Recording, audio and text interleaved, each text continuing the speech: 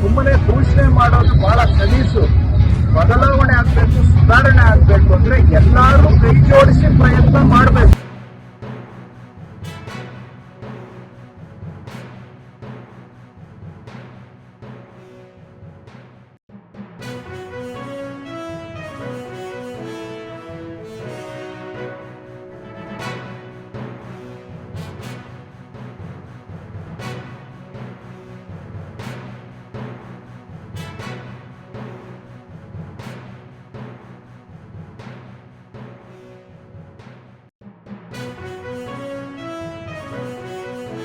ಮನವಿ ಮಾಡೋದು, ನಮ್ಮ ಕಸ ಸಂಗ್ರಹ ಪರ್ಫೆಕ್ಟ್ ಆಗಿ ನಾವು